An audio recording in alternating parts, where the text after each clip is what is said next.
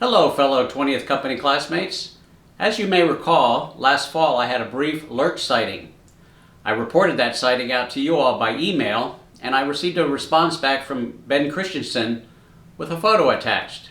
Well, I went out and had a color 8x10 color glossy print made of that photograph with the intention of presenting it to Mr. Lerchbacher.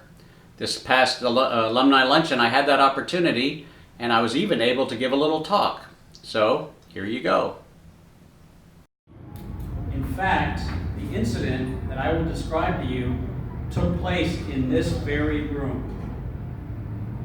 The year was 2018. It was the fall. Craig here had invited the Naval Academy's athletic director as our guest speaker. So we had a full house at the Wednesday luncheon. As I stood in the buffet line preparing to fill my empty plate with way too many of the Dave & Buster's fine offerings, as I did again today, the incident took place. The incident happened. But let me first digress a bit. My name is John Branson, USNA class of 1977, the 20th Company. For those of you who are pretty good at math, that means I graduated over 42 years ago. Keep that number in mind. After graduating from the Naval Academy, there are folks we remember and folks that we don't. I don't think I remember any of my academic instructors over those 4 years, but I certainly do remember my company classmates, plus some other classmates. For example, Tom Heil is a regular at this luncheon meeting. He's just not here today. Tom and I are class of 77. I think we had an English class together. Well, in more recent years, we sweat together every Saturday morning in Coronado in our bicycle club. I don't remember any of the servers who served us all those great meals over the years, and I hardly remember the mid-store staff. However, there is one particular group that none of us forgets, our plebe year firsties. So, back to 2018, with my plate in hand, I glanced across the buffet line, and there was the face. I will never forget that face. Now, the hair color had changed a bit.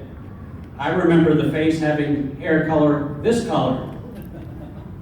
But now, the face was surprisingly sporting this color. So, who did the face belong to? One of my plebe year company firsties, here in this room. A face that I had not seen in 45 years, a face that I would never forget.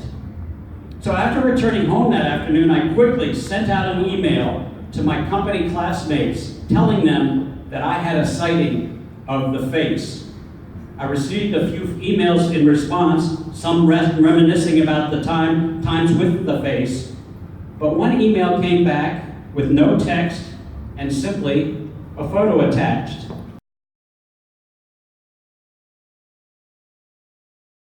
Photo, we're going to present it to him, but he had to leave early. So we got that photo taken earlier with Barbette helped me out, and we took a photo of him and I holding this photo between us that we will send out to those classmates. So ladies and gentlemen, thank you very much.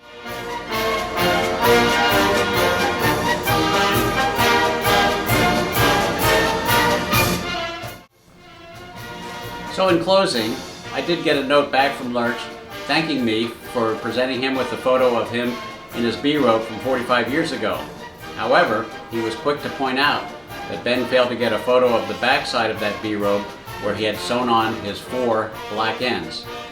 Anyway, he sends his regards to each of you and says that he really had a blast as a firstie. Lerch owns a local company called Naval Coating Incorporated, a company that paints Navy ships. I'm going to close this video out with a short clip of a TV interview with Lerch. Enjoy.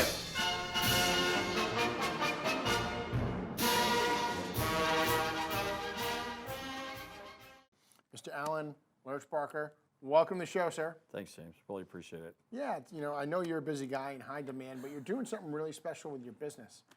Give us a little bit of background. Okay, so the company, we're 50 years old next year, so it's not Wow. like we're the first brand new. Yep. I bought it from 2 brothers that have done a great job building a company, and I was asked to come in and sell it, and what I did was it was so good, we bought it. And we've Great. gone from 44 people to 174, and I really want to get vets, and so we've hired 23 vets out of the 174. When I was the first one there. Really? Yeah, the only one. You're the only veteran. I was. Okay. When I bought the company. Got it. So- And you said we got to change this thing. Yeah. Got it. And fast forward, now you have how many veterans? 3 years later, 23 veterans, and we're always looking. So I think one of the hardest things when somebody's coming out of the Navy is that, or for any service, is you know what you know, but you don't know what the other people know, and so we really try to help in that in many respects. So just come and see us, and if there's not a place for you where we are, our network will find you someplace. Yeah, that's great. And thank you for the generosity and, your heart. It's, men and women come out and it's like they have this unique special skill set. And Right. it's like, well, how does that map on to a business? Or how does that map on to this type of job or career path? And it sounds like you guys have really put the forward thinking to kind of help match that up, and whether it's a fit for naval coating or not, leverage your network to make introductions for folks. Exactly, and I'm really serious. If we don't have a place, we'll find you someplace. We've got a network of over 100 CEOs that we know, and we work very closely with them, and they're very veteran-centric too. Fantastic. So, folks, veterans, looking for work or just curious about a veteran-owned and operated, great San Diego-based company, Naval Coating. Alan, thank you for being here. I cannot wait to share the podcast.